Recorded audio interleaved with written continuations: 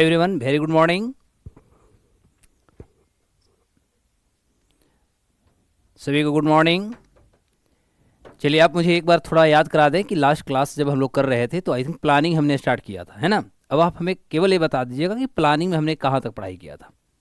मेरे प्यारे बच्चों, आप लोग थोड़ा सा एक बार मुझे असिस्ट करें, मदद करें कि मैं पिछले क्लास में प्लानिंग में आई थिंक मुझे याद जहाँ तक आ रही है कि first 5 year plan, second 5 year plan हमने बताया था।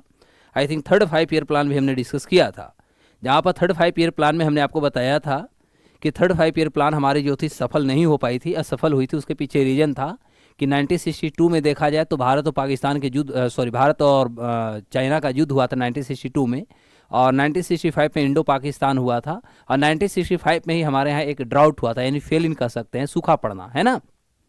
तो मुझे थोड़ा सा आप एक बार हमें याद केवल करा देंगे कि लास्ट क्लास में हमने कितने पंचवर्षीय योजना पर हमने चर्चा किया था। Be fast please. एक बार मुझे आप जितना जल्द हो सके आप एक बार हमें बता दें, जिससे कि हम क्लासेस को आगे बढ़ा सके। चलो बाबू जल्दी से बताएंगे, क्या हमारा थर्ड 5 ईयर प्लान हो चुकी थी? यदि यस, देन आफ्टर हम लोग आगे की बात करें। यदि थर्ड 5 ईयर प्लान हुआ होगा तो मुझे लगता है कि फिर हम आपको एनुअल प्लान भी बताया होगा, ठीक है। तो मैं ऐसे नॉर्मल एक लेकर के चलता हूँ, मैं मान कर चलता हूँ कि आपका जो थर्ड 5 ईयर प्लान जो था, थर्ड 5 ईयर प्लान, है ना, तो हमारा फर्स्ट कब से कब चला याद करो। तो 1951 से 1956 हमारा फर्स्ट चला था। 1956 से लेकर के 61 देखेंगे तो हमारा सेकंड चला था, है ना। और इसके बाद देखेंगे तो 1961 से लेकर के 1966 ये हमारा जो था वो थर्ड 5 ईयर प्लान चली थी। लेकिन थर्ड 5 ईयर प्लान में हमने आपको बताया था ये हमारा थर्ड था, और इस थर्ड 5 ईयर प्लान में जो हमारा लक्ष्य रखे थे, यानी टारगेट जो रखे थे, यह हमने रखा था 2.84%, 5.6%। इसका हमने टारगेट रखा था 5.6% टारगेट रखा था। लेकिन हमारी जो अचीवमेंट हुआ था, यानी प्राप्ति आप कहेंगे, तो ये प्राप्ति हमारी जो हुई थी वह मात्र 2.84% हुआ था, राइट। और इस तरह से हम कहेंगे कि थर्ड 5 ईयर प्लान जो हमारी थी, यह थर्ड 5 ईयर प्लान हमारा असफल रहा, यानी कह सकते हैं कि हम फेल हो चुके थे। Is it clear? अरे असफलता के हमने कारण भी कुछ बताया था। क्या क्या थे कारण? तो इसके जो हमारा कारण जो था, मुख्य रूप से 3 ही हम कारण बताया था। एक था हमारा 1962 का इंडो चाइना वार, याद करेंगे, इंडो चाइना हमारा वार रही थी। देन आफ्टर 1965 में हमारा इंडो पाक वार हुआ था, ये भी याद होगा। और एक हमारे यहाँ 1965 में ही आप देखेंगे ग्रेट फेल ड्राउट। ड्राउट का मतलब होता है सूखा पड़ना। तो देश में, भारत में एक बहुत बड़ी सूखा पड़ गई थी। और ये 3 ऐसे हमारे पास एक बीक कह सकते हैं, बड़ी बड़ी हमारे समस्याएं थे। और इस समस्याओं के कारण भारत सरकार जो थी वो चौथी जो 5 ईयर प्लान होती है, फोर्थ 5 ईयर प्लान को लॉन्च नहीं की थी। बल्कि हमने क्या किया कि फोर्थ 5 ईयर प्लान से पहले जब हम 3 जगह हमें समस्याएं क्रिएट हुआ, तो हम कहेंगे कि फोर्थ जो हमारा 5 ईयर जो प्लान थी, इसको हमने सस्पेंड कर दिया। Is it clear? इसको हमने क्या कर दिया? सस्पेंडेड। और इसके स्थान पर हमने क्या लाया? तो इसके स्थान पर 1966 से 67, 1967 से 68 और 1968 से लेकर के 69, ये 3 जो था, ये हमारा 3 हम कहेंगे, इसे हम एनुअल प्लान कहेंगे, ठीक है। यानी एक एनुअल प्लान लाई गई। और इस प्लान को आपको कभी कभी हॉलीडे प्लान भी कहा जाता है, याद रखेंगे, इसे हॉलीडे प्लान भी कहा जाता है। तो इस दौर में जो था एक्चुअली हमारी असफलता मिली, समस्याएं बहुत बड़े बड़े थे, और इस समस्याओं से निजात कर सकते हैं, समस्याओं से बाहर आने हेतु गवर्नमेंट जो थी वो चौथी पंचवर्षीय योजना को सस्पेंड रखा। और इसी पंचवर्षीय योजना में हमने आपको बताया था कि 1969 में हमारे भारत में एक नरीमन समिति बनी थी, याद करो, एक नरीमन हमारी समिति बनी थी। और इस नरीमन समिति के जो हमारी सिफारिश था, ठीक है, इसी सिफारिश पर मैंने आपको बताया था कि अपने देश में हमारे यहाँ लीड बैंक की स्थापना हुआ था, याद करना है, लीड बैंक की स्थापना जो देश में हुआ था यह 1969 में हुई थी। Is it clear? तो मुझे लगता है, आई थिंक, जहाँ तक मुझे याद आ रही है, तो मुझे लगता है कि हम यहाँ तक आपको डिस्कस कर रखे थे। एक बार आप बताएंगे कि हाँ सर यहाँ तक क्लियर है। मुझे जहाँ तक लगती है सारे क्लियर हमने कर दिया था। तो अब हम लोग डायरेक्ट चलते हैं फोर्थ 5 ईयर प्लान पे हम करेंगे। तो हमारी फोर्थ 5 ईयर प्लान हम डायरेक्ट आता हूँ। देखो अब हमारी फोर्थ 5 ईयर प्लान क्या है भाई, यहाँ पर डायरेक्ट करते हैं। फोर्थ 5 ईयर प्लान ये कब से चलेगा? तो 1969 टू 74 है 1974 तक हमारा 4th 5 ईयर प्लान चलेंगे।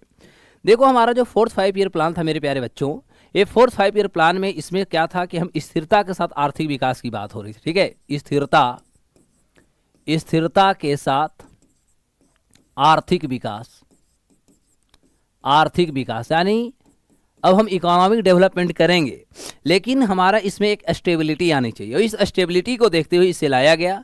इसके अंतर्गत आप कहेंगे आत्मनिर्भरता की भी बात की गई थी। अब देश को आत्मनिर्भरता की प्राप्ति भी किया जाएगा। देश की जो हमारी जनसंख्या है, देश की जनसंख्या, क्योंकि यही हमारा दौर है 1971, क्योंकि 1971 के जो हमारे यहाँ उस समय आम चुनाव जो हुए थे, तो इस आम चुनाव में हमने आपको बताया था कि इंदिरा गांधी जो थी, इंदिरा गांधी जी के द्वारा, ध्यान देंगे, इंदिरा गांधी के द्वारा हमारे भारत में एक नारा दिया था 1971 में, और वह था गरीबी हटाओ, ठीक है, गरीबी हटाओ, यानी ओवरऑल हम कह सकते हैं गरीबी का उन्मूलन, ठीक है। तो इसके माध्यम से गरीबी उन्मूलन जो थी, एक गरीबी उन्मूलन पर भी फोकस किया गया। इस योजना के माध्यम से आप कहेंगे कि रोजगार सृजन जो होता है, तो हम कहेंगे कि रोजगार सृजन पर फोकस किया गया, जिससे कि देश के आम नागरिकों को ज़्यादा से ज़्यादा लाभ, और लोगों को जो रहन सहन होता है, स्टैंडर्ड ऑफ जो लिविंग होती है, उस स्टैंडर्ड ऑफ लिविंग में एक बहुत बड़ी बदलाव लाया जा सके। Is it clear? अब इस दौर में आप देखेंगे तो इस योजना में ओवरऑल हम कह सकते हैं, इस योजना में खास तौर पे जो मॉडल लाई गई थी, यह मॉडल मुख्य रूप से देखेंगे तो इसमें रुद्र और एएस मन्ने जो थे, दोनों के मॉडल को इसमें समाहित किया गया था, ठीक है। लेकिन अब प्रश्न होता है कि इस योजना में यदि देखा जाए तो हमने क्या किया। देखो इस योजना में आप देखेंगे तो इसका जो हमने टारगेट रखा था, टारगेट यानी लक्ष्य, ठीक है, तो हमारा टारगेट जो थी बाबू लोगों 7.7% हमने रखा था। यानी इसमें हमारा था कि एक जो हमारा 5 साल है, इस 5 साल में भारत जो है अपनी लक्ष्य जो होगी, अपने लक्ष्यों को ज़्यादा से ज़्यादा प्राप्त करे। 5.7 था, ठीक है, 5.7। तो इस समय हमने जो लक्ष्य रखा था वह 5.7% हमने टारगेट रखा था कि भारत जो है 5 साल में अपने लक्ष्यों को प्राप्त करेगी। लेकिन समस्या इस समय भी हमारे साथ कुछ विकराल ये रही कि जहाँ पर हमने 5.7% टारगेट रखा था, लेकिन हमारी जो अचीवमेंट थी, यानी कह सकते हैं जो हमारी प्राप्ति थी, यह प्राप्ति बहुत अच्छी नहीं रहा। लगभग 3 पॉइंट कह सकते हैं 5% या 3.325 यहाँ पर ऐड कर सकते हैं, क्योंकि एग्जैक्ट यही था। 3.3 से लेकर के 3 पॉइंट लगभग 5% जो था हमारा लक्ष्य की प्राप्ति हुई। अब होता है कि ये जो 5 ईयर प्लान था, इसमें हमारा लक्ष्य की प्राप्त हमने ज़्यादा क्यों नहीं की। तो इस तरह से कहेंगे कि यह जो हमारा 4th 5 ईयर प्लान था, यह भी हमारे लिए कहीं ना कहीं असफल रहा। अरे असफलता के कारण क्या क्या रहे, तो सबसे पहले 1971 में आप देखेंगे तो यहाँ पर भी हमारा इंडो पाक जो था, इंडो पाक वार हो जाती है। और इसी 1971 के दिसंबर में आप देखेंगे तो ये जो बांग्लादेश है, इस बांग्लादेश का जो उदय होता है, ये बांग्लादेश का उदय या कह सकते हैं एक नया देश का निर्माण जो होती है। और बांग्लादेश के निर्माण में भारत जो थी, ये भारत इस युद्ध में कहीं ना कहीं इन्वॉल्व हो जाती है। तो यह हमारे लिए एक बहुत बड़ी चुनौती रही थी।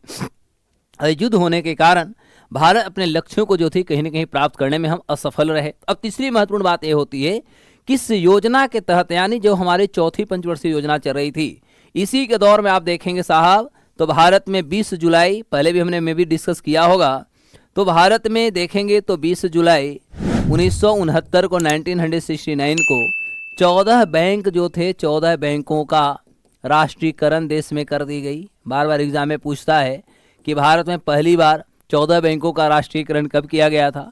वह डेट था 20 जुलाई 1969। अरे सभी उस दौर में हो रहे थे जब देश के प्रधानमंत्री की बात करें तो इस समय देश के प्रधानमंत्री इंदिरा गांधी जी थी, ठीक है।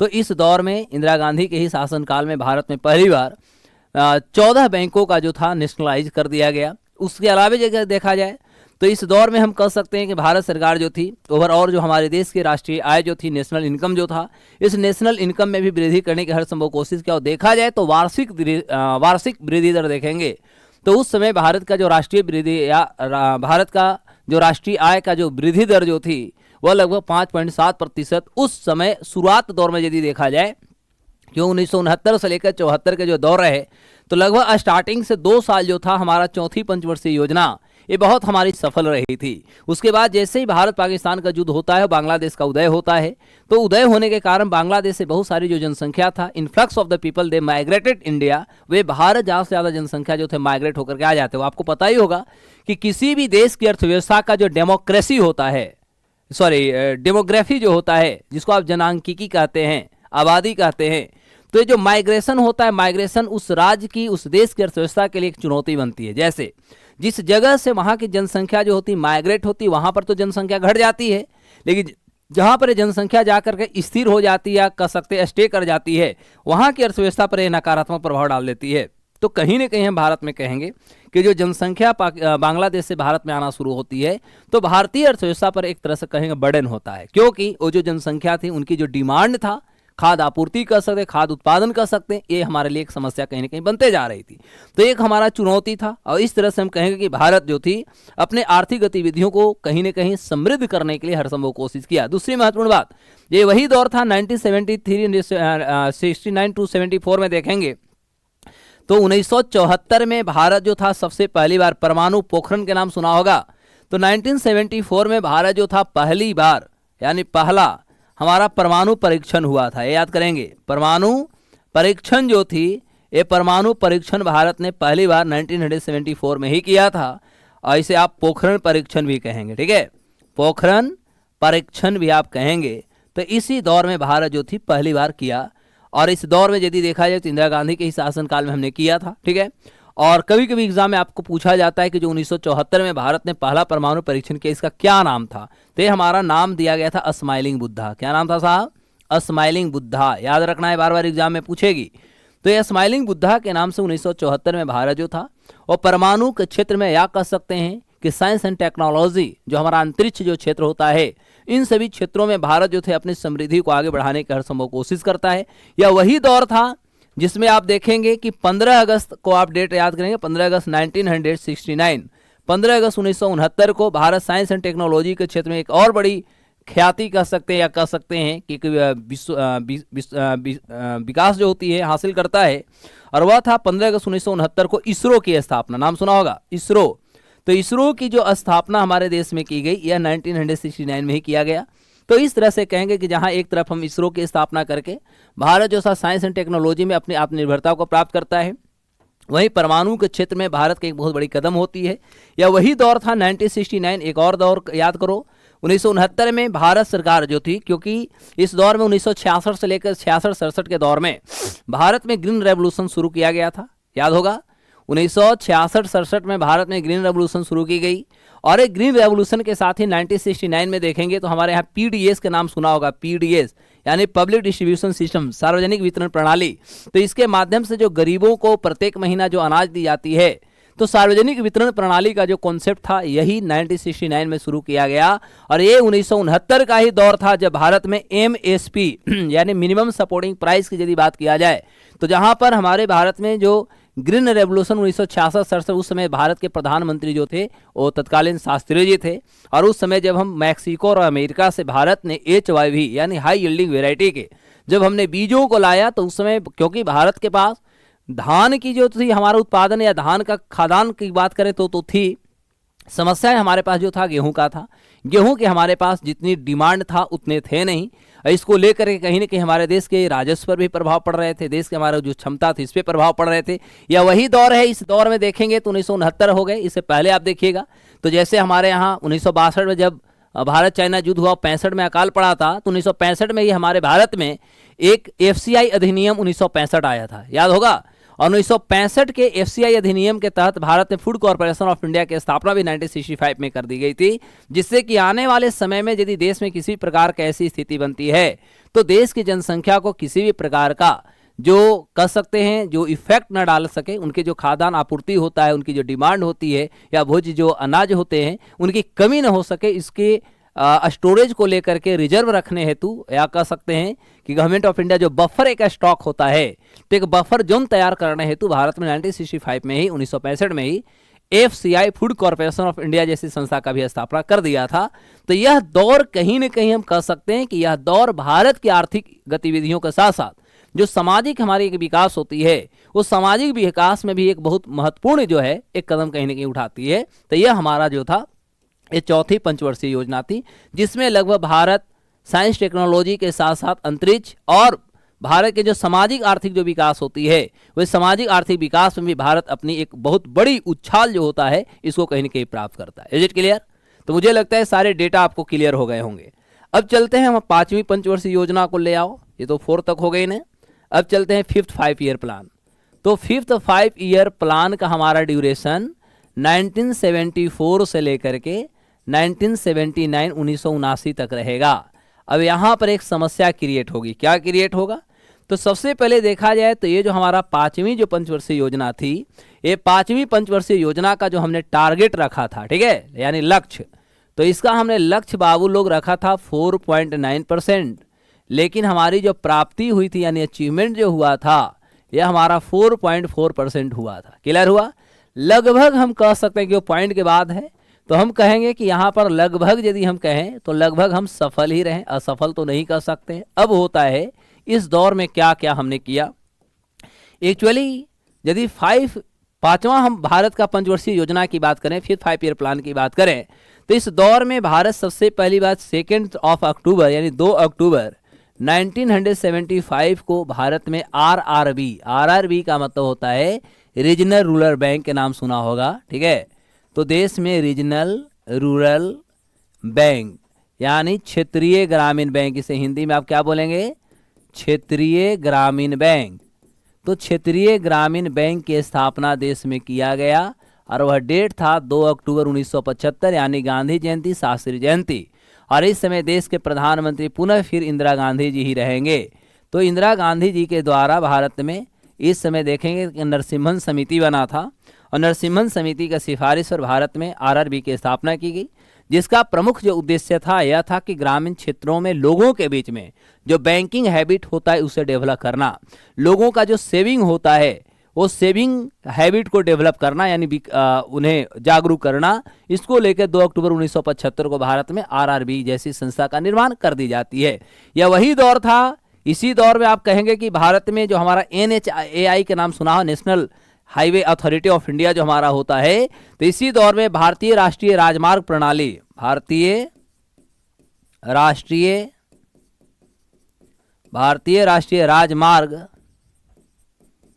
राजमार्ग प्रणाली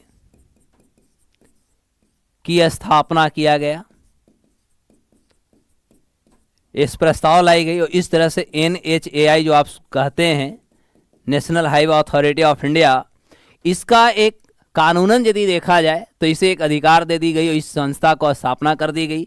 पहली बार भारत में नेशनल हाईवे बनाने की कवायद जो था, एक प्रयास जो थी, यहाँ से शुरू होता है।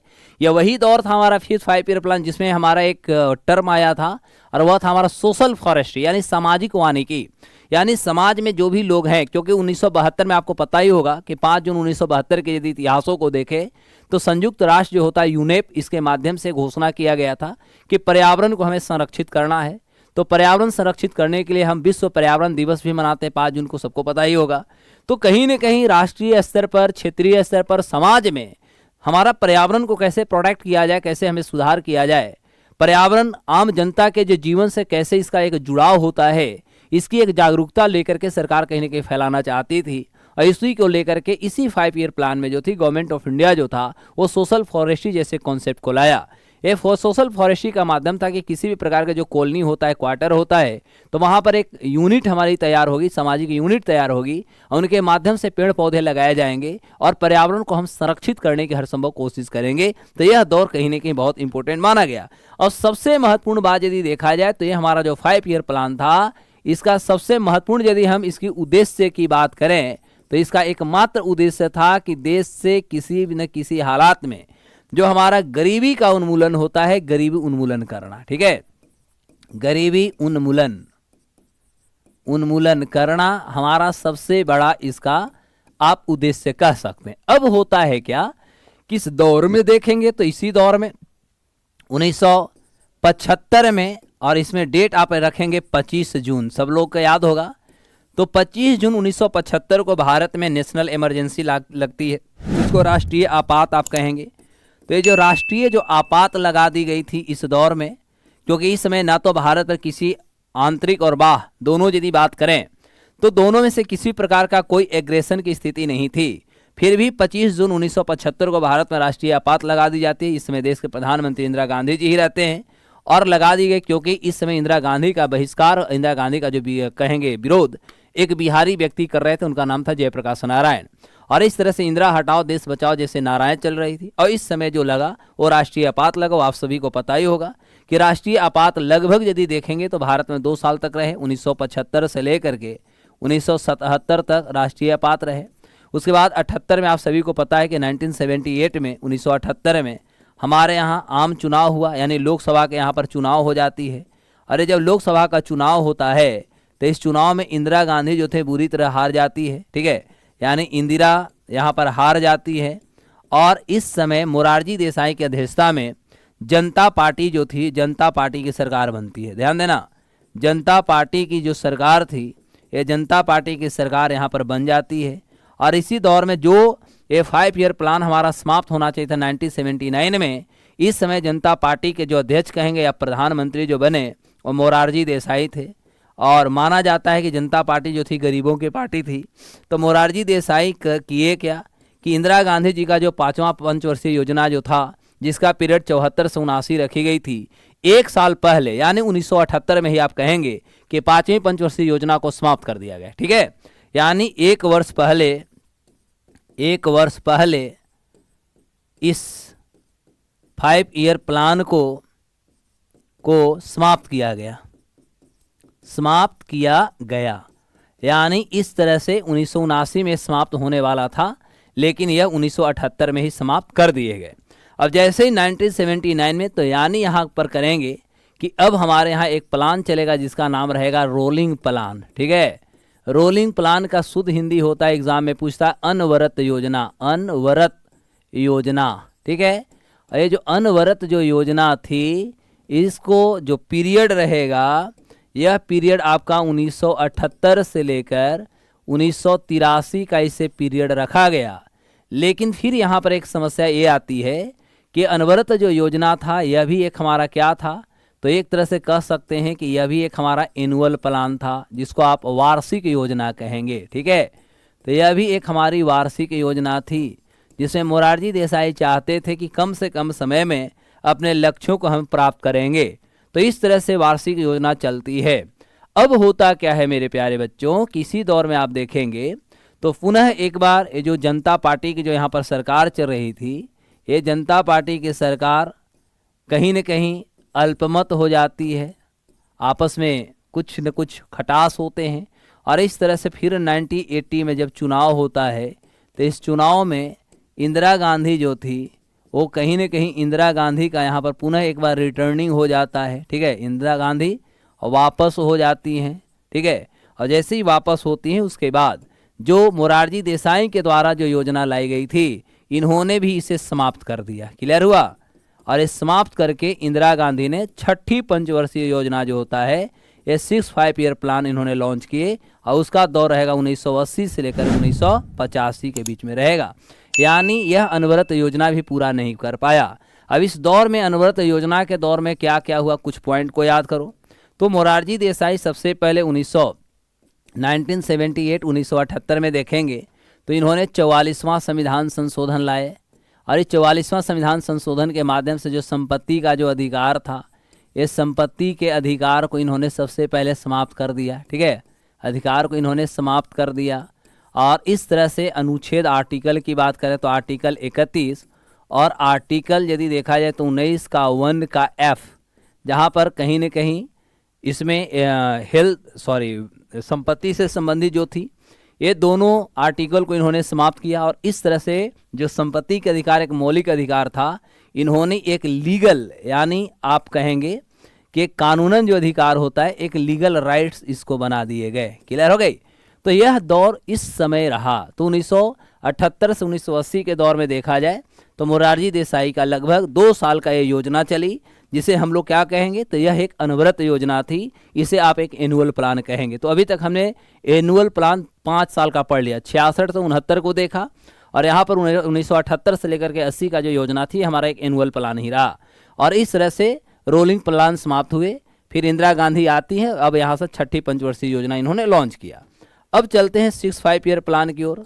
तो देखो जो हमारा 6th 5 ईयर प्लान जो रहेगा इसका दौर 1980 से लेकर के 1950 ही रहेगा। इसी दौर में इंदिरा गांधी जी का कत्ल होगा, क्योंकि अमृतसर के स्वर्ण मंदिर में यहाँ बुल्लू ऑपरेशन होगा खालिस्तानियों के माध्यम से, और 1984 में इंदिरा गांधी जी का कत्ल कर दी जाएगी और देश के युवा प्रधानमंत्री हम सभी को मिलेंगे जिनका नाम रहेगा राजीव गांधी। ठीक है, तो जो छठी पंचवर्षीय योजना था इनका भी वही लक्ष्य था। लक्ष्य सभी में लगभग अब एक ही समान रहेंगे, गरीबी को हटाना, आत्मनिर्भरता को प्राप्त करना, लोगों को ज़्यादा से ज़्यादा रोजगार देना, रोजगार का सृजन करना, ग्रामीण विकास करना, शिक्षा, चिकित्सा, सामाजिक आर्थिक रूप से कह सकते हैं समन्वय बनाने की कोशिश करना। तो इस दौर में यदि देखेंगे तो छठी पंचवर्षीय योजना जो थी, ये छठी पंचवर्षीय योजना के दौर में आप देखिएगा तो इस समय भारत जो था लगभग देखिएगा तो हम टारगेट जो रखे थे, टारगेट से ज़्यादा भारत जो थी लक्ष्य को कहीं ना कहीं प्राप्त किया। तो इसमें हमने 5.2% टारगेट रखा था। ठीक है, इसका जो हमारा लक्ष्य जो था, ये लक्ष्य हमने 5.2% रखा था, वहीं प्राप्ति जो हुई थी हमारा 5.7% की प्राप्ति हुई थी। यानी यह हमारा 8 जो थी छठी पंचवर्षीय योजना ये हमारी सफल रही। अब इस दौर में सबसे बड़ी भयावह स्थिति हमारे साथ ये था कि इस समय देश का मुद्रास्फीति दर यदि देखा जाए यानी इन्फ्लेशन रेट, तो इस समय भारत में मुद्रास्फीति का दर जो था या मुद्रास्फीति जो थी वह बहुत भयावह स्थिति में चल रही थी और बहुत हद तक इसमें घटा भी, जैसे 16.7% थी से घटकर देखेंगे तो यह घटकर लगभग 5% हो गया। यानी सरकार की एक बहुत बड़ी कह सकते हैं यहाँ पर उपलब्धि मिली थी, जहाँ पर त्राहिमाम की स्थिति हमारा समाज में बना हुआ था। गरीब, वंचित और जो मध्यम आय वर्ग के जो लोग थे वह बाजार में महंगाई जो दर थी, महंगाई दरों से बहुत ज़्यादा कहीं ना कहीं ग्रसित थे। लेकिन सरकार की एक सही नीति जो था, इस नीति के माध्यम से मुद्रास्फीति पर बहुत ज़्यादा कंट्रोल की गई। तो जहां सोचने वाली बात 16.5-17% हमारे यहाँ मुद्रास्फीति था, वह घट करके देश में 5%। तो यह इंदिरा गांधी जी का एक बहुत बड़ी कह सकते हैं सरकार में विजय होती है या जीत होती है। अब इस दौर में चूँकि भारत सरकार चाहती थी कि हमारा ग्रामीण जो विकास है, तो ग्रामीण विकास पर सरकार का सबसे ज़्यादा फोकस था। हमारा ग्रामीण विकास में हमारा कृषि क्षेत्र का विकास हो जाएगा, तो कृषि क्षेत्र हमारा गांव का ही विकास होता है। इसके माध्यम से जो गरीबी उन्मूलन की हम लोग बात कर रहे हैं, पुनः गरीबी उन्मूलन पर सरकार का फोकस यहाँ पर थी। इसी दौर में 1980 के दौर में देखिएगा तो गवर्नमेंट ऑफ इंडिया जो थी, बहुत सारे जो हमारे देश में जो आधुनिक जो अवधारणाएं होती है यानी मॉडर्नाइजेशन और मॉडर्न जो कॉन्सेप्ट था, यहाँ तक कि हम उदारीकरण की यदि बात करें तो लिबरलाइजेशन जैसे जो टर्म थे वो भारत में 1980 के दौर में कहीं ना कहीं आ चुके थे। और इसी दौर में हम कहेंगे तो गवर्नमेंट ऑफ इंडिया जो थी भारत में ग्रामीण क्षेत्रों को जो विकास था, इस ग्रामीण क्षेत्रों को विकास करने हेतु ग्रामीण क्षेत्र प्लस आप कहेंगे कृषि क्षेत्र, ठीक है, तो ग्रामीण क्षेत्र और कृषि क्षेत्र का जो हमारा विकास होता है, इसको देखते हुए गवर्नमेंट ऑफ इंडिया जो थी 1982 में है ना 1982 में आप देखेंगे कि भारत में एक संस्था का निर्माण हुआ। उस संस्था को 1982 में जो लाई उसका नाम था नाबार्ड। नाम सुना होगा, नाबार्ड, ठीक है। तो नाबार्ड जैसी जो संस्था थी, संस्था को लाई गई। अब नाबार्ड का फुल फॉर्म क्या होता है? नेशनल एग्रीकल्चर फॉर बैंक, है ना, national agricultural and rural development bank. पूरा कर लेंगे, नेशनल बैंक फॉर एग्रीकल्चरल, छूट गया, national agricultural bank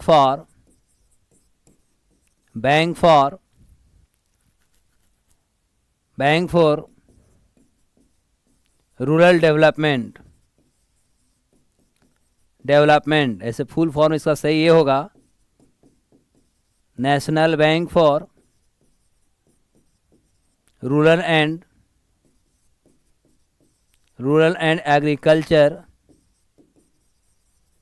agriculture development. तो इस तरह से कृषि क्षेत्रों को विकास करने हेतु 1982 में 1982, ठीक है, तो 1982 में गवर्नमेंट ऑफ इंडिया जो थी वह एक संस्था का निर्माण कर देती है और उस संस्था का जो नाम दिया गया उसका नाम दिया गया नाबार्ड, ठीक है। तो नाबार्ड जैसी संस्था जो थी इसको स्थापना कर दिया जाता है। इसके पीछे जो सरकार की नीति थी वह था कि ग्रामीण क्षेत्रों का विकास करना। इसके माध्यम से सरकार चाहती थी कि ग्रामीण क्षेत्रों में विकास में सबसे ज़्यादा एग्रीकल्चर जो है या एग्रीकल्चर को आत्मनिर्भरता की ओर आगे लेकर के चल जाना, जिससे कि देश की एक बड़ी आबादी जो थी कृषि पर जो गांव में निर्भर करती थी उनका जो इनकम जा था, इनकम के जो स्रोत उनके थे उन्हें समृद्ध बनाना, जिससे कि गाँव से जो जनसंख्या शहर की ओर माइग्रेशन होता है या कह सकते हैं कि माइग्रेट होने के लिए बाध्य होते हैं, उन पर कहीं न कहीं नियंत्रण किया जा सके। तो इसको देखते हुए गवर्नमेंट ऑफ इंडिया ने अंत में नाबार्ड जैसी संस्था का निर्माण किया। इसी दौर में एक साल ठीक पहले 1984 आ जाएगा और इस समय क्या होगा कि इंदिरा गांधी जो थी, इंदिरा वाज एसासिनेटेड, ठीक है। तो इंदिरा गांधी का यहाँ पर अब क्या हो जाएगा, कत्ल हो जाएगा, ठीक है। तो पॉलिटिकल यदि किसी को कत्ल होता है, राजनीतिक जो ऑब्जेक्टिव्स होते हैं, राजनीतिक रीजंस के कारण यदि किसी की हत्या कर दी जाती है तो उसे हम लोग किल नहीं कहते, उसे एसासिनेशन कहते हैं, ठीक है। यानी इंदिरा गांधी वाज एसासिनेटेड, ठीक है। तो इस समय 1984 में इंदिरा गांधी जी का फिर पुनः कत्ल हो जाता है और अब नया प्रधानमंत्री 7वीं पंचवर्षीय योजना यहाँ शुरू कर देते हैं। तो अब आपका 7th 5 ईयर प्लान आ जाएगा और 7th 5 ईयर प्लान का जो पीरियड होगा बाबू लोग, यह 1985 से लेकर के 1990 होगा। क्लियर हो गया? 1985 से लेकर के 1990 का जो पीरियड होगा ये हमारा 7वीं 5 ईयर प्लान का पीरियड होगा। और ये 7वीं 5 ईयर प्लान में यदि देखा जाए तो गवर्नमेंट ऑफ इंडिया जो था, यहाँ पर भी जो हमारी लक्ष्य रखी गई थी, यह लक्ष्य हमने ज़्यादा नहीं रखा था, 5.0% रखा था, लेकिन प्राप्ति जो थी वो लक्ष्य से कई गुना ज़्यादा था, 6.01% हमारा प्राप्ति हुई थी। और इस तरह से कहेंगे कि यह हमारा 7वीं जो पंचवर्षीय योजना रही ये हमारा सफल रहा। Is it clear? ये हमारा 7वीं जो पंचवर्षीय योजना रही ये हमारी सफल रही। अब होता है कि 7वीं पंचवर्षीय योजना के दौर में आप देखेंगे तो इस दौर में, क्योंकि इस समय देश के प्रधानमंत्री की यदि बात किया जाए तो प्रधानमंत्री राजीव गांधी जी थे, ठीक है। और राजीव गांधी देश के प्रधानमंत्री होने के नाते सबसे पहले कि यह एक हाईली एजुकेटेड थे। दूसरी बात देखा जाए तो यह सफल एक पायलट थे। यही कारण था कि राजीव गांधी ने जो हमारा तकनीकी जो शिक्षा होता है, ये तकनीकी क्षेत्रों पर क्षेत्र पर सबसे ज़्यादा इन्होंने भरोसा दिलाया। जो आधुनिकीकरण जो होता है वो आधुनिकीकरण पर इन्होंने फोकस किया।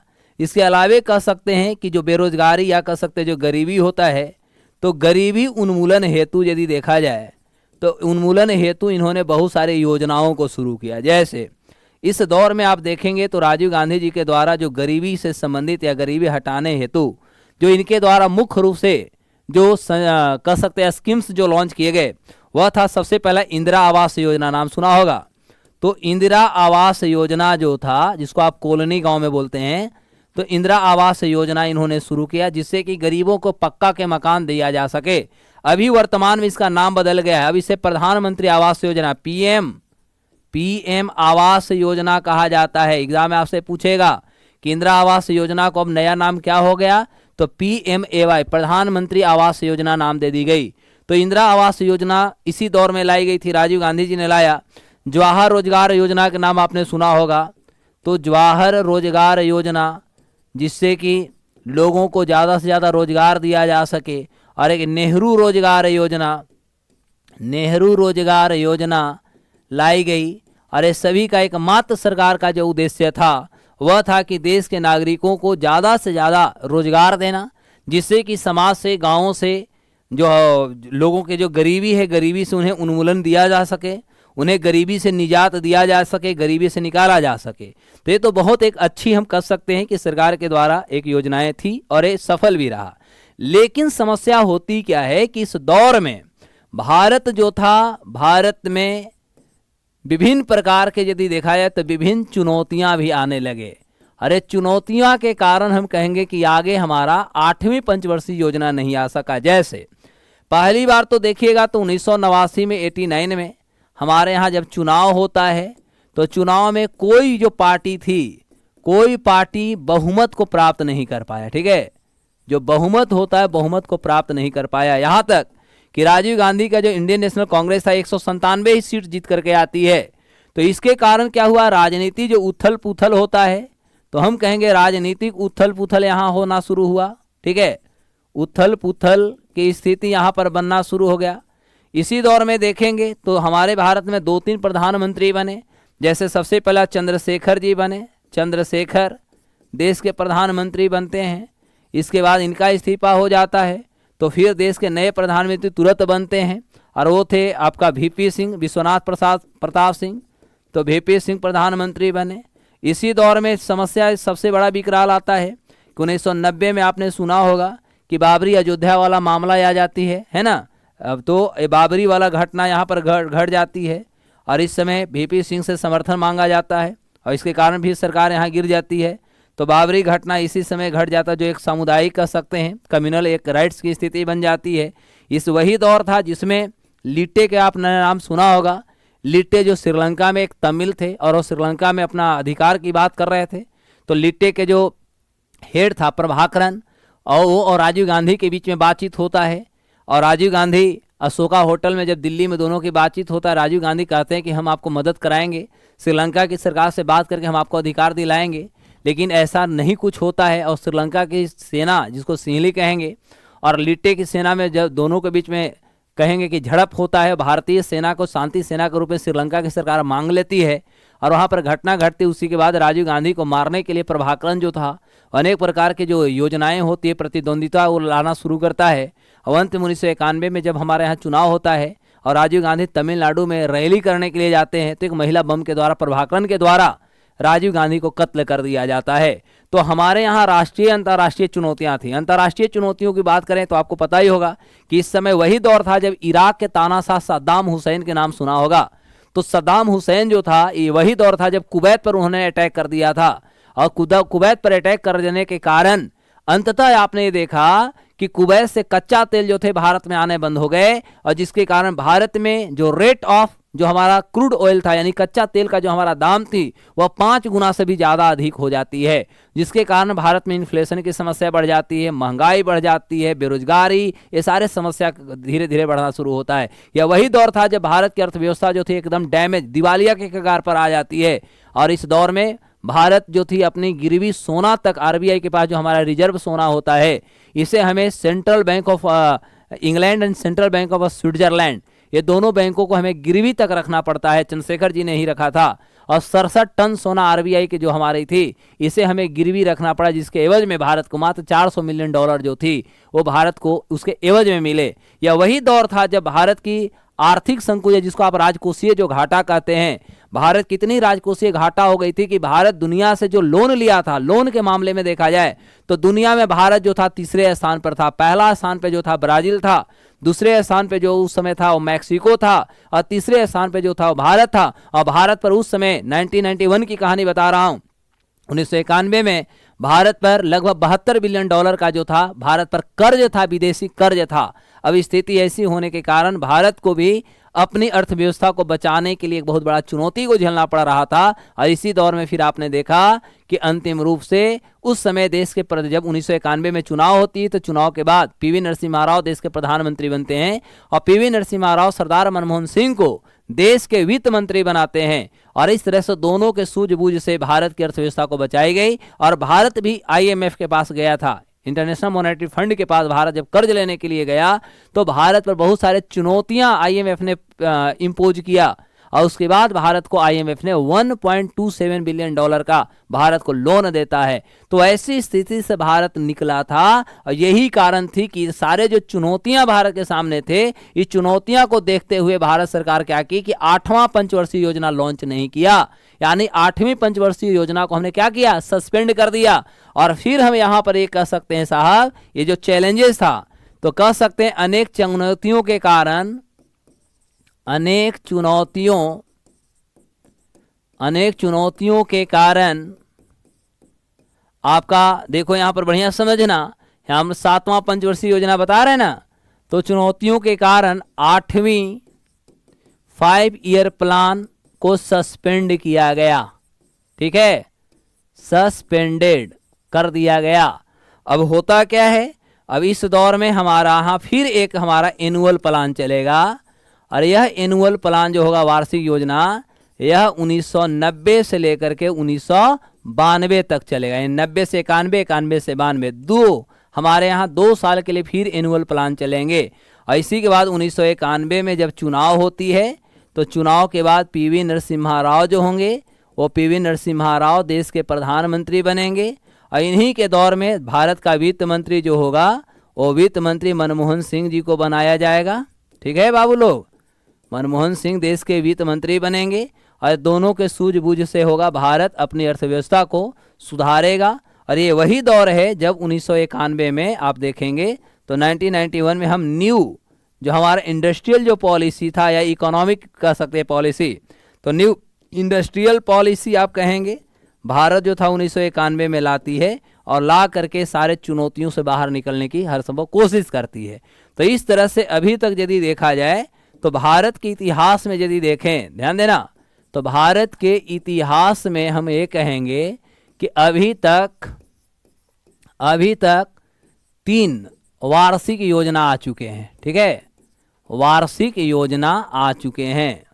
अब कौन कौन, तो 1966 से लेकर के 69 तक पहला योजना था, दूसरा 1978 से लेकर के 80 था और तीसरा 1990 से लेकर के 92 था।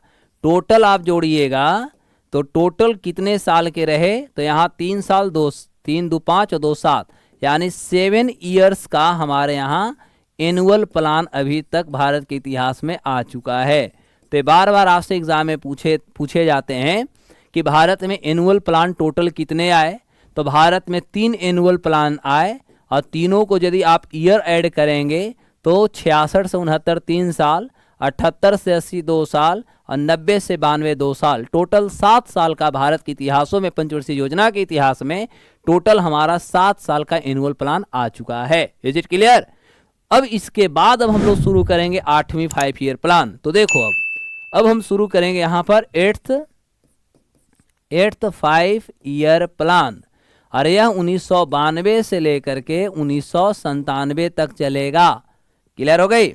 तो देखो 1992 से जो 97 हमारा 8वां जो पंचवर्षीय योजना चलने वाली है, अब इस पर हम लोग लंबी डिस्कशन लेंगे। ठीक है, तो देखो 8वीं पंचवर्षीय योजना जो थी इसमें हम यदि बात करें तो इस दौर में भारत जो था लक्ष्य जो थी 5.6 रखा था और प्राप्ति 6.8 हुआ था। ठीक है, लक्ष्य जो था ये हम 5.6 रखे थे और प्राप्ति जो थी वह हमारा 6.8% हमारी प्राप्ति थी। यानी हमारी 8वीं पंचवर्षीय योजना क्या रहा बउआ, तो ये हमारा सफल रह गया। क्लियर हो गई?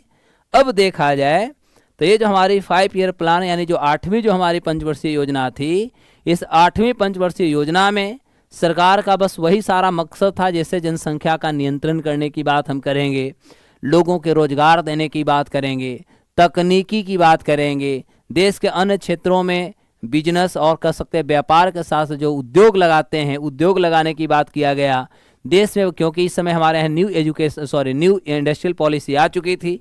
हमारे भारत के अन्य क्षेत्रों में जो बुनियादी ढांचा होता है, इंफ्रास्ट्रक्चर जो होती है, ये इंफ्रास्ट्रक्चर लगाने की बात किए जा रहे थे। उसके अलावा संस्थागत रूप से देखा जाए तो पर्यटन जो होता है, टूरिज्म को बढ़ावा देने की बात हो रही थी। हमारा जो ह्यूमन रिसोर्स होता है जिसको हम मानव संसाधन कहते हैं, इसको और ज़्यादा से ज़्यादा डेवलप किया जाए, क्योंकि किसी भी देश की अर्थव्यवस्था के लिए वहाँ का जो ह्यूमन रिसोर्स है उसे स्ट्रॉन्ग होना, उसे डेवलप होना बहुत ज़रूरी होता है, तभी जाके उस देश की अर्थव्यवस्था में उनका एक कंट्रीब्यूशन कहीं कहीं प्राप्त हो पाती है। यही दौर है जिस दौर में आप देखेंगे तो 92 से 97 में 1992 के दिसंबर में आप देखेंगे तो भारत में 73वां संविधान संशोधन और 74वां संविधान संशोधन के माध्यम से जो हमारा पंचायत था, है ना, वो पंचायतों को जो संवैधानिक दर्जा जो होता है वे कहीं न कहीं संवैधानिक दर्जा दे दी गई। यहाँ पर महिलाओं को कहेंगे आरक्षित सीट कर दिए गए, 1/3 जो प्रतिशत सीट होता है पंचायतों में वो महिलाओं का समर्थन देना शुरू किया गया, जिससे कि देश में समाज में एक एकीकरण की भावना जो होगी वो एकीकरण की भावना को समृद्ध किया जा सके। तो ये वही दौर था। इसी दौर में आप देखेंगे तो गवर्नमेंट ऑफ इंडिया ने क्या किया कि जो भी मान लिया जाए कि 1 साल से लेकर के 35 साल की यदि हम बात करें या मान लो कि प्राइमरी एजुकेशन उन्होंने लिया है, नहीं भी लिया है, तो पूरा ओवरऑल 15 साल से 35 साल के वैसे जनसंख्या जो अशिक्षित थे इनको भी कहा गया कि उन्हें हम शिक्षित करें, जिसको आप प्रौढ़ शिक्षा बोलते हैं। क्लियर हुआ? तो 15 साल से 35 साल के बीच निरक्षरता को कम करना, के बीच निरक्षरता, निरक्षरता को खत्म करना, खत्म करना। यहाँ पर एक कंसेप्ट लाई गई कि जो भी 15 साल से 35 साल की जनसंख्या है जो शिक्षित नहीं है, उन्हें अब सरकार क्या करेगी, उन्हें शिक्षित करने की हर संभव कोशिश करेगा, मानव संसाधन का विकास करेगा, पंचायती राज के साथ साथ सारे जो क्षेत्र है सभी पर समृद्धि जो होती है इसे लाने की हर संभव सरकार ने कोशिश किया है। अब होता है इसके बाद आपकी 9वीं, क्योंकि अब इसमें बहुत ज़्यादा इंपॉर्टेंट है नहीं, छोटे छोटे सब आएंगे। अब आपका 9th 5 ईयर प्लान होगा, और ये आपका 9th 5 ईयर प्लान जो होगा वो 1997 से लेकर के ये आपका 2002 चलेगा। इस समय भारत के प्रधानमंत्री अटल बिहारी वाजपेयी हो जाएंगे, ठीक है। और ये वही दौर रहेगा जब भारत दूसरा पोखरण करेगा और भारत 5 परमाणु परीक्षण करेगा, और भारत के विरुद्ध पाकिस्तान जो होगा वो 6 परमाणु परीक्षण करेगा। इसमें भी ध्यान दीजिएगा, ठीक है। तो ये दौर जो था, इस दौर में आप देखिएगा तो भारत की जो अर्थव्यवस्था थी, इस अर्थव्यवस्था में हमारा लक्ष्य जो था, ठीक है, इसमें भारत ने लक्ष्य जो रखा था ये 6.5%, 6.5% रखा था।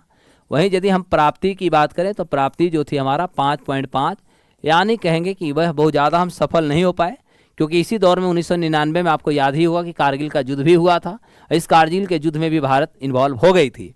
हाँ, इस दौर में हम कहेंगे कि जो गरीबी होता है, एक गरीबी उन्मूलन और लोगों का जो रोजगार होती है, तो गरीबी उन्मूलन हेतु सरकार के द्वारा भारत के हर क्षेत्रों में, चाहे वो ग्रामीण क्षेत्र हो या कह सकते हैं शहरी क्षेत्र हो, सरकार के द्वारा अनेक प्रकार के स्कीम्स लॉन्च किए गए, जिससे कि लोगों को रोजगार मिले, उनका जो रहन सहन होता है, जीवन आधार होता है, उससे सुधार किया जाए। स्वर्ण जयंती शहरी रोजगार योजना सुना होगा, स्वर्ण जयंती शहरी रोजगार योजना ही ज़्यादातर इसको आपको मिलेगा, ठीक है। शहरी रोजगार योजना, जिससे कि शहर में जो भी लोग कामकाज जिनके पास नहीं है उनको कम से कम इसके माध्यम से कुछ रोजगार मिले, उनके जीवन यापन को चलाया जा सके। जवाहर ग्राम समृद्धि योजना, जवाहर ग्राम समृद्धि योजना लाई गई, जिससे गांव के क्षेत्रों में लोगों को सरकार कुछ रोजगार, उनके जीवन यापन के कुछ आधार जो होगा तैयार कर सके। स्वर्ण जयंती ग्राम स्वरोजगार योजना, स्वर्ण जयंती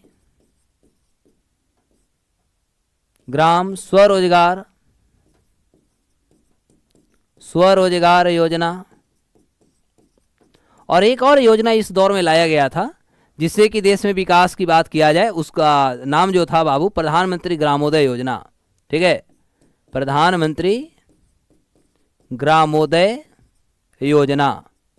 और इस माध्यम से ये सभी का एक ही उद्देश्य था कि लोगों को ज़्यादा से ज़्यादा रोजगार के क्षेत्रों में उन्हें समाहित करना, लोगों को रोजगार उपलब्ध कराना, जिससे कि लोग अपने जीवन यापन को एक अच्छे से अनुभव कर सके, ठीक है।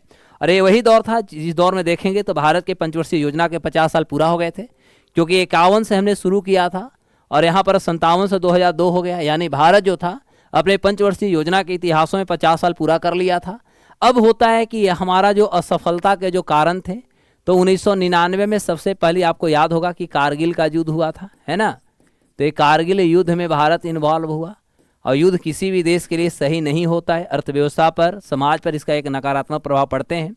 1998 में देखिएगा तो भारत जो था दूसरा पोखरण कहेंगे, भारत दूसरा पोखरण परीक्षण किया, ठीक है, भारत दूसरा पोखरण परीक्षण किया। इस दूसरा जो हमारा पोखरण परीक्षण थी, अब इसमें आपको मैं बता दूं कि इसमें अटल बिहारी वाजपेयी जो थे, तो ये 11 से 13 मई 1998, ठीक है, 11 से 13 मई 1998 तक भारत 5 परमाणु परीक्षण किया। और इस तरह से भारत को यदि देखा जाए तो भारत अब परमाणु संपन्न राज्य बन गया। और भारत पर प्रतिबंध लगाने के लिए अमेरिका, इंग्लैंड, फ्रांस, जापान, ये सारे राष्ट्रों जो थे भारत पर प्रतिबंध लगाने के लिए 1172 एक यूनाइटेड नेशन में एक प्रस्ताव लाया गया कि भारत के रोको, नहीं तो भारत दुनिया के लिए काल बनेगा, भारत दुनिया के लिए संकट तैयार होगा, भारत परमाणु हथियार इकट्ठा कर रहा है। तो सोचो कि भारत ने 5 परमाणु परीक्षण यहां पर करता है, पाकिस्तान 6 परमाणु परीक्षण करता है भारत के विपक्ष में, ऐसे समझेंगे। और इस समय भारत पर जापान भी प्रतिबंध की बात किया था यूनाइटेड नेशन में, लेकिन उस समय भारत का एकमात्र कोई मदद करने वाला राष्ट्र था, जो कि भारत का साथ उसका डिप्लोमेटिक रिलेशन के बहुत ज़्यादा दिन नहीं हो रहे थे, 5-7 साल ही हुए थे। और इस समय इजराइल जो था भारत के सपोर्ट किया, और इजराइल ने कहा यूनाइटेड नेशन में कि हर देशों का अपना आंतरिक और बाह्य जो सुरक्षा होती है उसे करने की उनकी संप्रभुता उसका अक्षुण्ण होना चाहिए। यानी हर देशों को अपनी आंतरिक और बाह्य जो सुरक्षा होती है यह उसे करने का पूर्ण स्वतंत्र आज़ादी है, इसलिए कोई प्रतिबंध की बात नहीं होता है।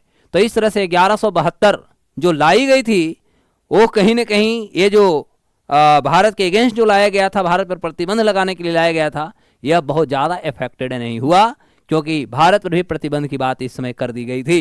तो ये हमारा था 9वीं पंचवर्षीय योजना। अब आते हैं हम 10वीं पर। तो देखो बाबू लोग, जो हमारा 10th जो 5 ईयर प्लान होगा, इसका पीरियड आपका 2002 से लेकर के 2007 रहेगा। अब ये दो जो रहेंगे इस 5 ईयर प्लान में, यदि हम 10वीं पंचवर्षीय योजना की बात करें तो हमारी 10वीं जो पंचवर्षीय योजना था, 10वीं पंचवर्षीय योजना में हमने टारगेट जो रखा था 8% रखा था, ठीक है। इसका जो हमने लक्ष्य रखा था, ये लक्ष्य हमने 8% रखा था, या 8.8 भी कहीं कहीं देता है, लेकिन आप 8 ही याद रखिएगा। और हमारी प्राप्ति जो हुई थी मेरे प्यारे बच्चों, वह 7.7% ही हुआ था, ठीक है। अब इसमें हमने किया क्या, सबसे पहले तो 2002 में देखोगे तो हम 86वां संविधान संशोधन लाए, ठीक है। और इसके माध्यम से 6 साल से 14 साल के जो भी बच्चे होते हैं उन्हें मुफ्त जो शिक्षा होती है, और मुफ्त स्कूलिंग शिक्षा कहेंगे या एलिमेंट्री एजुकेशन कहेंगे, मुफ्त स्कूलिंग एजुकेशन की बात किया गया। क्लियर हुआ। इसी के माध्यम से राइट टू एजुकेशन के माध्यम से आप देखेंगे तो आगे 2009-10 में आएगा। अब इसी के दौर में आप देखेंगे तो भारत में 2005 में RTI राइट टू इन्फॉर्मेशन, सूचना का अधिकार सुना होगा। तो सूचना का अधिकार देश के नागरिकों को एक मौलिक अधिकार के रूप में दे दिया गया। यानी कह सकते हैं सरकार चाहती थी कि देश का जो भी हमारा डेमोक्रेसी है, जो भी हमारी गतिविधियां हैं, इसमें देश के हर नागरिकों के बीच में हम कहीं कहीं ट्रांसपेरेंट रखें, पारदर्शिता रखें। और इस तरह से भारत के संविधान के अनुच्छेद 19 जो हमें अधिकार देता है, वो हमारा स्पीच एंड एक्सप्रेशन का जो अधिकार देता है, इसके माध्यम से कहीं न कहीं इस पर हम काम करना शुरू कर दिए थे। तो ये 2005 में हमारा सूचना का अधिकार भी दे दी गई। तो इस दौर में कहेंगे 2002 से 2007 का जो हमारा दौर था, इसमें भी हम कह सकते हैं कि रोजगार, ये सारे जो क्षेत्र थे, इस पर सरकार बहुत ज़्यादा बात कर रही थी। जो हमारा खास तौर पर इसमें देखा जाए, इस माध्यम से यदि देखेंगे तो जो हमारा प्राथमिक जो शिक्षा थी, ठीक है, तो ये प्राथमिक शिक्षा को हम सबसे ज़्यादा यहाँ पर महत्व देने की कोशिश कर रहे थे, और वह था सब पढ़े सब बढ़े, ठीक है। सब पढ़े सब बढ़े, आपने देखा होगा प्राइमरी स्कूल देखिएगा, सरकारी स्कूल देखिएगा तो पेंसिल होगा, एक तरफ लड़का एक तरफ लड़की बैठी होगी, है ना, उस पर लिखा होगा सर्व शिक्षा अभियान। यानी सब पढ़े सब बढ़े का जो कॉन्सेप्ट था, यानी प्राथमिक शिक्षा को हम आगे बढ़ाने की हर संभव कोशिश किए, प्रयास हमारा था। दूसरी महत्वपूर्ण बात था कि इसके अलावा हमारा जो कृषि क्षेत्र होता है उस पर बात करना था, क्योंकि भारत एक कृषि प्रधान राष्ट्र था, और आज भी और उस समय भी देश की ज़्यादातर आबादी जो थी कृषि पर निर्भर थी। इसलिए सरकार चाहती थी कि देश के नागरिकों को ज़्यादा से ज़्यादा एग्रीकल्चर में उन्हें एक डेवलप किया जाए, एग्रीकल्चर के क्षेत्र को हम ज़्यादा से ज़्यादा विकसित कर सकें। दूसरी महत्वपूर्ण बात होता है कि रोजगार के अवसर प्रदान करने के लिए आत्मनिर्भरता और सशक्त जो बनना होता है, तो कहीं ना कहीं हम स्टेबिलिटी को भी स्थापित करना चाहते थे। सेल्फ रिलायंट जो होता है, आत्मनिर्भरता को प्राप्ति करने के लिए सरकार के द्वारा अनेक प्रकार के हम कह सकते हैं कोशिश की गई। प्राथमिक विद्यालयों में बच्चों को ज़्यादा से ज़्यादा स्कूल में एडमिशन हो सके, है ना, ज़्यादा से ज़्यादा बच्चों को एडमिशन हो सके। तो इसके पहले ही 97-98 में ही हमारे यहाँ मिड डे मील का कंसेप्ट आ चुका था। इसके माध्यम से सरकार और चाहती थी कि नहीं, देश में लोगों के बीच में ज़्यादा से ज़्यादा और लोग शिक्षित करें, माता पिता बच्चों को ज़्यादा से ज़्यादा स्कूल भेजें। यही कारण था कि 86वां संविधान संशोधन के माध्यम से जो 6 साल से 14 साल के लिए लाई गई, तो इसमें आप देखिएगा भारत के संविधान के अनुच्छेद 21 का ए में शिक्षा का अधिकार, और 51 का ए में भी शिक्षा का अधिकार मिलता है। तो यहाँ पर दे दी गई एक फंडामेंटल ड्यूटी दे दिया गया, और यहाँ पर देखेंगे तो फंडामेंटल राइट दे दिया गया, है ना। यानी एक ड्यूटी भी बना दी गई कि बच्चों को आप स्कूल भेजिए, बच्चों को एलिमेंट्री एजुकेशन लेने में आप मदद करिए। तो इस तरह से आपका 10वां पंचवर्षीय योजना रहा। अब आते हैं 11वां। आज आपका एक समाप्त हो जाएगा 11th 5 ईयर प्लान।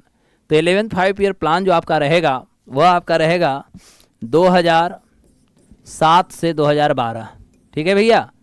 2007 से 2012 जो रहेगा ये आपका ये रहेगा एनुअल प्लान 11वां, और 12वां जो होगी ये लास्ट हो जाएगा, 2017 में आपकी अंतिम हो जाएगी।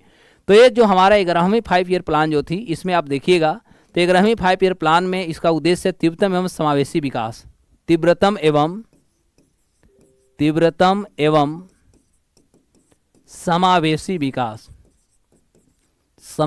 विकास, ये इसलिए दे रहा हूं क्योंकि एग्जाम में खूब पूछा हुआ है कि है क्या, यही हमारा इसका उद्देश्य था, ठीक है। 11वीं पंचवर्षीय योजना का हम इस उद्देश्यों के साथ भारत जो था 11वीं पंचवर्षीय योजना को लाया था। अब इस पंचवर्षीय योजना में यदि देखा जाए तो इस पंचवर्षीय योजना में हमारा जो टारगेट था, पहले तो हमने 8.1% रखा था, यानी लक्ष्य जो था ये लक्ष्य हमने 8.1% रखा, और हमारी प्राप्ति जो हुई थी वह लगभग 7.9 हुआ। तो मोटा मोटी कह सकते हैं न सफल थे न हम असफल थे, लगभग मॉडरेट में हम कहीं ना कहीं रह गए, एक लक्ष्य को प्राप्त कर रहे थे। इस दौर में देश के जो विकास होती है, विकास में ग्रामीण और शहरी, और देश में जो कौशल विकास होता है, सरकार कहीं ना कहीं कौशल विकास पर फोकस करना शुरू कर रही थी। तो इस योजना के मुख्य रूप से यदि देखा जाए तो सी रंगराजन के आपने नाम सुना होगा, तो सी रंगराजन जो थे इनको इस योजना का जिम्मेदारी दी गई कि भारत कैसे विकसित होगा, हर क्षेत्रों में कैसे विकास की एक इतिहास रची जा सकती है। और इसी दौर में प्रधानमंत्री आदर्श ग्राम योजना का नाम सुना होगा, प्रधानमंत्री आदर्श ग्राम योजना जैसे जो स्कीम था लॉन्च किया गया, जिससे कि गाँवों को ऐसे विकास किया जाए जिससे कि लोगों को लगे कि एक शहर है, और जिससे कि उनको शहर के तरह शहर की जो डिमांड होती है वो होना चाहिए। आम आदमी बीमा योजना सुना होगा, आम आदमी बीमा योजना, जिससे कि देश के नागरिकों को ज़्यादा से ज़्यादा इंश्योरेंस कराया जाए। उनका एक फ्यूचर जो होता है। राजीव आवासीय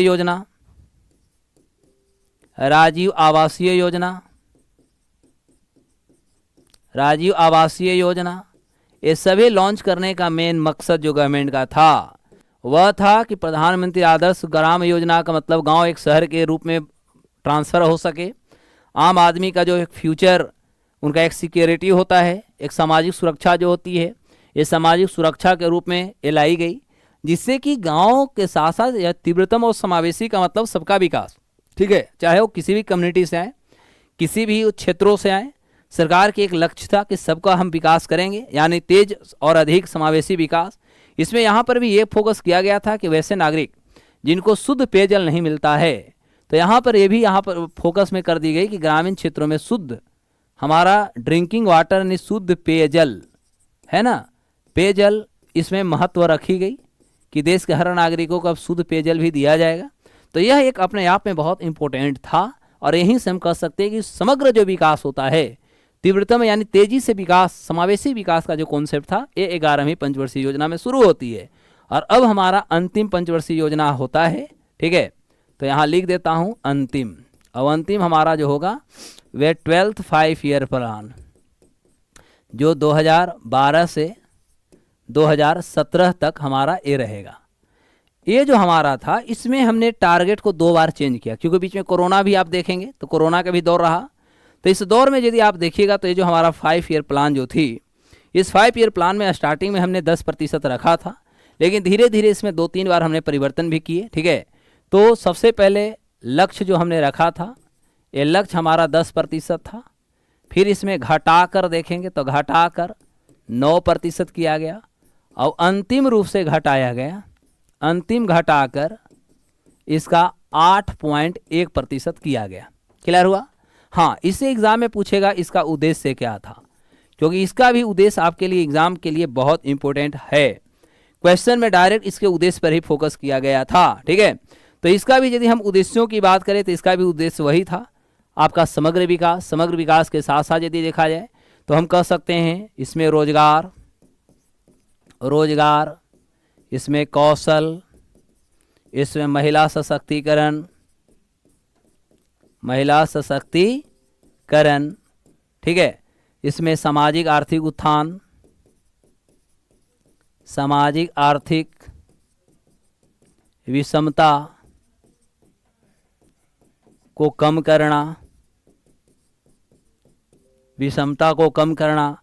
इसमें हम कह सकते हैं इसके माध्यम से ग्रामीण संचार, ग्रामीण शहरी विकास, संचार, पर्यटन, मतलब हम कह सकते हैं इसको ओवरऑल यदि देखा जाए तो बहुआयामी विकास, बहुआयामी विकास जो था यह हमारा एक मकसद बन जाती है। ठीक है, और इस उद्देश्यों के साथ हमारा 12वीं यानी अंतिम 5 ईयर प्लान जो था चला। अब इस 5 ईयर प्लान में ही गवर्नमेंट चाहती थी कि हर घर में शुद्ध ड्रिंकिंग वाटर पहुंचा देना है। इस दौर में ही कहा गया कि जितना भी हो सकता है गांव के या देश के आखिरी छोर पर जो भी नागरिक हैं उनको भी सरकार की जो भी योजनाएं हैं उस योजना से उनको जोड़ना होगा, जिसे अंत्योदय योजना कह सकते हैं। ठीक है, तो ये अंत्योदय योजना का भी कंसेप्ट हुआ।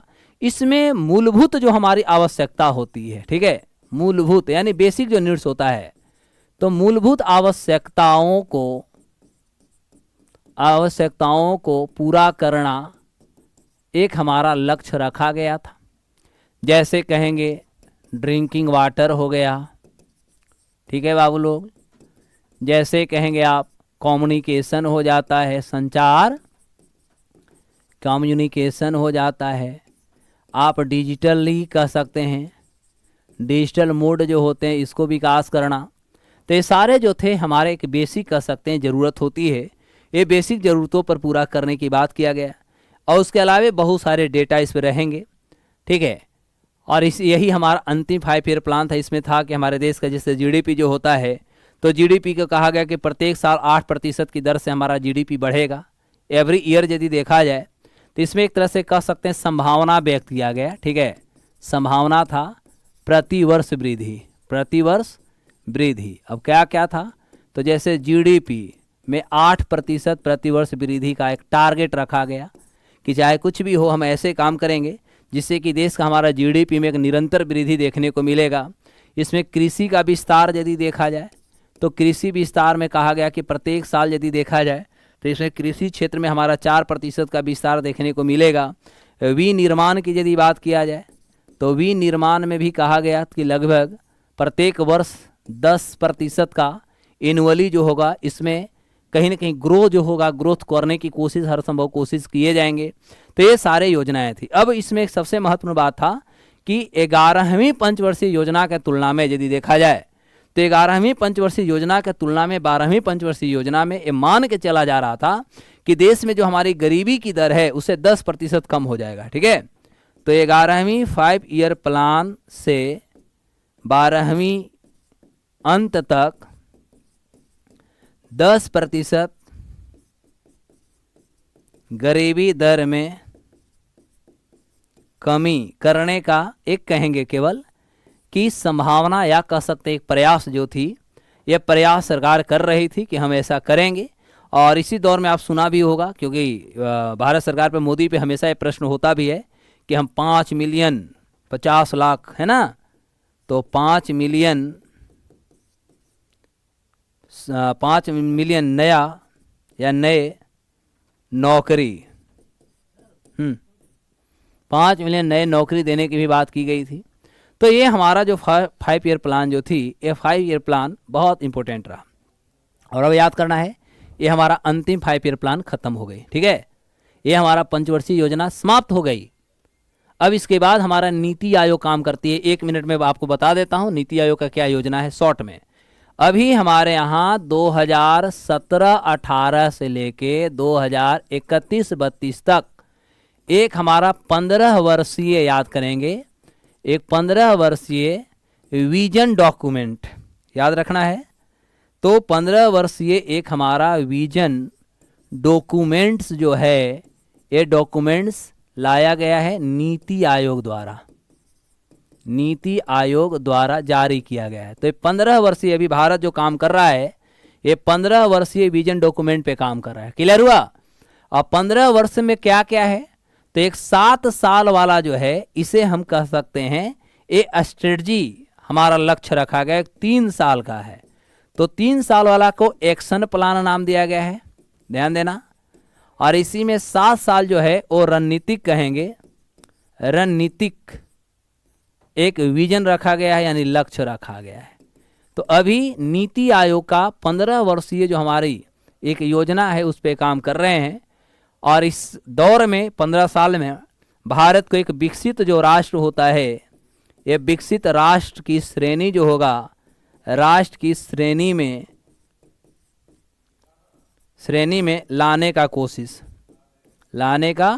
कोशिश किया जा रहा है। ठीक है, तो अभी आपसे पूछे जाएं कि अब हमारे यहाँ योजना तो नहीं चल रही है, कौन से भी चल रही है, तो कहिएगा कि नीति आयोग के 15 वर्षीय हमारा एक विजन डॉक्यूमेंट पे भारत अभी काम कर रहा है। ठीक है, जिसमें 3 साल का एक्शन प्लान और 7 साल का स्ट्रेटजी प्लान, एनर्जी प्लान समाप्त हो गए हैं।